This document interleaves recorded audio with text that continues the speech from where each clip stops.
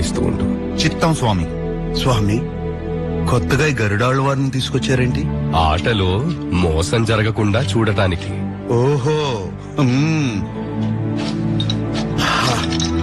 కొత్త పాచికలు.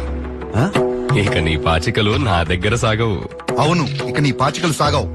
అలాగే స్వామి. మరి పందెం ఏమిటో చెప్పు.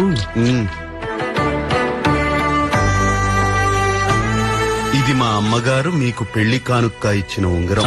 ఆహా, దీనికి వెలకట్టలేం. ఇది నా పందెం. మరి పందెంగా మీరేం పెడతారో?